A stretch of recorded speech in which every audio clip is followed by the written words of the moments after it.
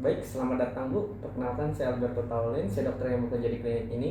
Kalau boleh tahu dengan ibu siapa? Ibu Rita. Ibu Rita.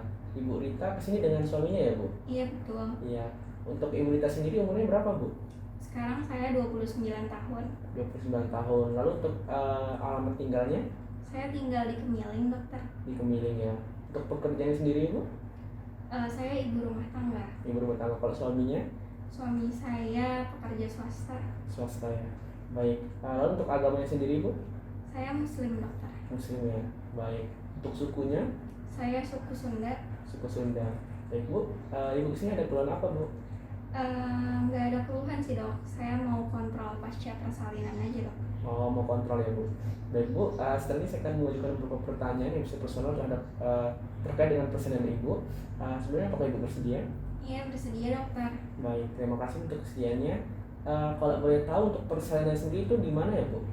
Saya melahirkan di klinik Bunda. Klinik Bunda. Lalu untuk waktunya sejak kapan itu Bu melahirkannya? Saya melahirkan tanggal 31 September 2021. Oh, 31 Desember 2021. Baik.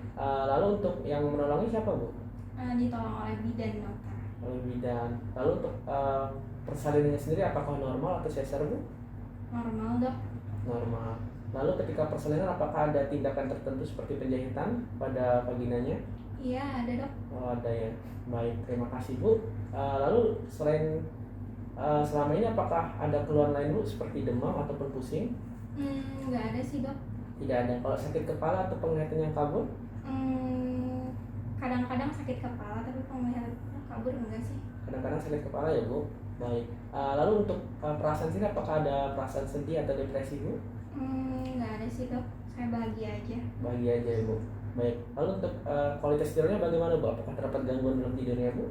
Iya mungkin sedikit dok karena kan baru ini ya, baru punya anak jadi harus bangun malam-malam gitu untuk nyusuin. Oh iya. Lalu mohon maaf untuk frekuensi dari buang air besarnya bagaimana Bu? Normal sih dok, satu hari 1 kali, kadang-kadang 2 kali. Kalau untuk kencingnya sendiri Bu bagaimana Bu? Normal aja juga sih dok. Normal juga. Mohon maaf Bu, selama akhir-akhir ini setelah riwayat persalinan, apakah terdapat cairan yang keluar dari vagina Ibu atau losianya? Iya dok, nifas ya dok. Iya. Lalu untuk jenisnya sendiri dan baunya bagaimana Bu? Untuk ya kayak menstruasi sih dok, agak kecoklatan darahnya gitu. Untuk jumlahnya apakah banyak atau sedikit Bu? Yang masih dibilang wajar sih dok yang menstruasi. Oh iya, baik, terima kasih Bu. Baik, selanjutnya untuk anaknya sudah diberikan ASI Bu? Iya sudah dok. Sudah. Baik, lalu untuk menyusuinya bagaimana? Apakah terdapat kesulitan dalam menyusui bayinya? Nggak ada sih dok. Tidak ada. Ketika diberi susu apakah terdapat rasa nyeri Bu? Tidak dok. Tidak. Lalu untuk susunya sendiri apakah keluarnya banyak atau sedikit? Cukup dok untuk anak saya. Oh cukup. Mohon maaf Bu, di puting susunya apakah terdapat luka-luka leset? Nggak ada sih dok. Tidak ada juga ya. Berarti untuk menyusunya normal ya Bu? Iya. Baik. Lalu untuk mohon maaf untuk makannya sendiri, untuk makannya sih bagaimana Bu? Apakah Ibu suka makan sayur-sayuran atau gizi yang baik seperti udang-udang, protein tinggi? Iya. Suka makan sayur-sayur dan Iya betul sih dok. buah-buahan juga ya Bu? Iya. Oh iya, berarti untuk gizinya normal ya Bu? Baik. Lalu untuk pemasangan alat kontrasepsi apakah sudah dilakukan Bu? Belum. Belum. Apakah ada rencana ingin melakukan alat pemasangan kontrasepsi atau KB Bu? Iya niatnya dok. Niatnya ada rencana ya Bu? Baik, terima kasih untuk kesediaannya. Setelah ini saya akan melakukan pemeriksaan fisik terkait pemeriksaan nifas pada Ibu. Sebelumnya apakah Ibu bersedia? Iya bersedia dokter. Baik, terima kasih untuk kesediaannya. Ibu silakan ke WC jika ingin buang air kecil dan tunggu saya di bed sembari saya cuci tangan serta mempersiapkan alat terlebih dahulu ya Bu. Ya, baik dokter. Baik, pertama saya akan memperkenalkan alat dan bahan yang digunakan. Baik, di sini ada alat tensi, lalu ada handscone, lalu ada kapas, lalu ada termometer. Di sini juga ada alkohol serta wadah untuk meletakkan alkohol. Baik, pertama saya akan membuka alkohol dan meletakkan di wadahnya. Setelah itu saya akan cuci tangan terlebih dahulu.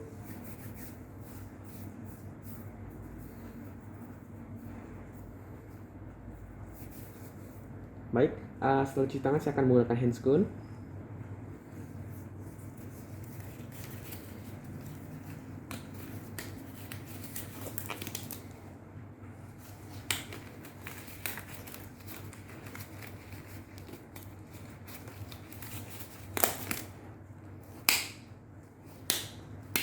Baik, setelah handscoon kita lanjutkan untuk pemeriksaannya.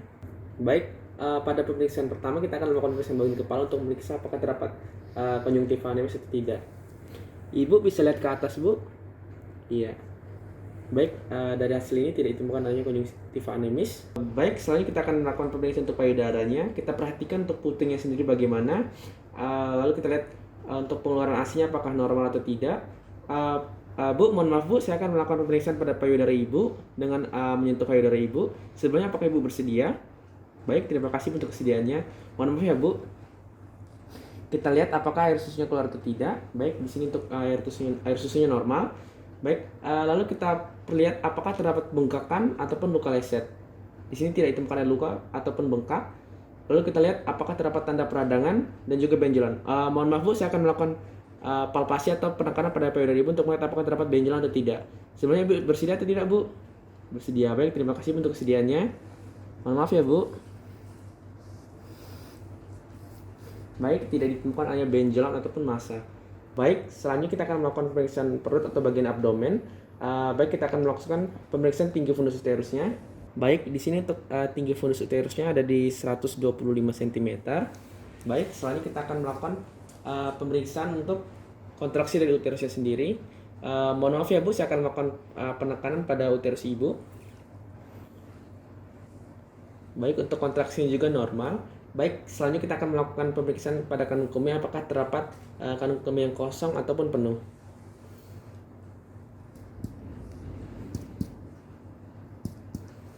Baik, untuk kandung kemih sendiri kosong. Baik, sebenarnya saya sudah cuci tangan. Selanjutnya kita akan melakukan pembersihan di bagian perineum. Pertama saya akan membersihkan di bagian vagina hingga ke perineumnya. Baik, lalu buang di kotak sampah medis. Setelah itu kita lihat di bagian perineum apakah terdapat edem ataupun pembengkakan dari perineum itu sendiri. Baik, tidak ditemukan adanya edem ataupun pembengkakan ataupun massa ataupun hematoma. Baik, selanjutnya kita lakukan pemeriksaan untuk bagian lukanya apakah terdapat bekas jahitan luka atau tidak. Lalu kita periksa untuk kebersihan dari perineum sendiri normal.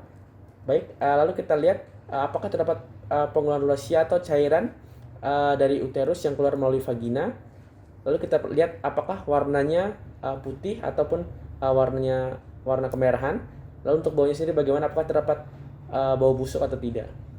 Selanjutnya kita akan melakukan pemeriksaan untuk ekstremitasnya. Dari hasil pemeriksaan ekstremitas tidak ditemukan adanya tanda-tanda edem atau pembengkakan ataupun ditemukan adanya tanda-tanda diuresis. Baik, setelah melakukan pemeriksaan kita akan membuka handscoon.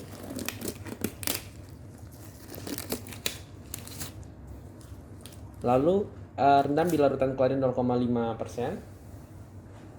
Setelah itu kita cuci tangan 6 langkah WHO.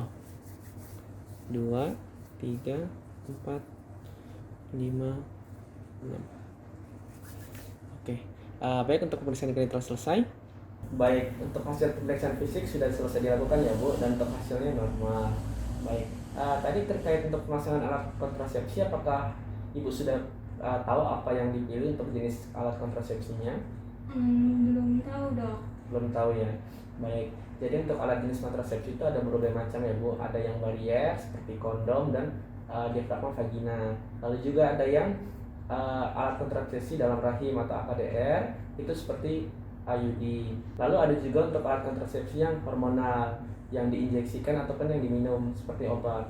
Nah, dari ketiga jenis ini ada keuntungan dan kerugiannya sendiri Bu. Nah, kalau yang pertama untuk barier itu keuntungannya itu mudah dipasang, mudah untuk dilakukan. Nah, namun kerugiannya itu bisa bocor Bu untuk pemasangan alatnya ini.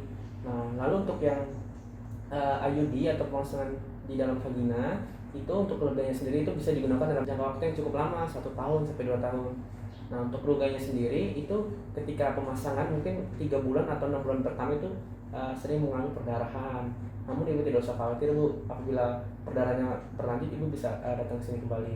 Nah, lalu untuk yang hormonal itu untuk kelebihannya itu penggunaannya juga mudah. Ibu hanya injeksikan saja setiap 3 bulan, 6 bulan atau 1 tahun.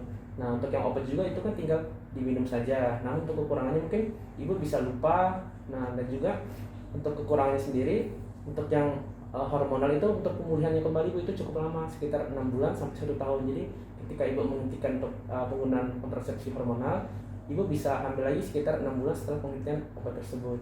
Nah, dari ibu sendiri bagaimana Bu? Apakah ibu ada rencana untuk memilih salah satunya Bu? Mungkin saya diskusikan dulu ya dok sama suami saya. Baik, masih diskusikan dulu ya Bu. Nah, kalau ibu sudah paten ingin memilih yang mana, nanti ibu bisa datang ke sini lagi Bu, minggu depan atau kapan saja.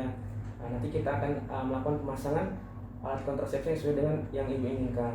Dari yang saya sampaikan, apakah ada yang kurang jelas atau yang ibu tanyakan?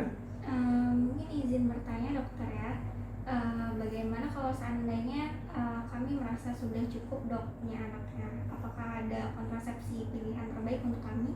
Oh, jadi intinya ibu seperti tidak ingin untuk melahirkan lagi ya Bu? Iya betul. Nah, kalau itu bisa dilakukan sterilisasi atau kalau pada ibu ataupun pada suaminya. Kalau pada ibu bisa kita ikat untuk saluran tuba fallopiannya sehingga tidak terjadi pembuahan antara sperma dengan ovumnya. Nah, kalau pada suaminya itu kita bisa melakukan pengikatan pada saluran spermanya sehingga untuk pengeluaran spermanya itu bisa dihambat. Jadi yang saya sampaikan apa yang kurang jelas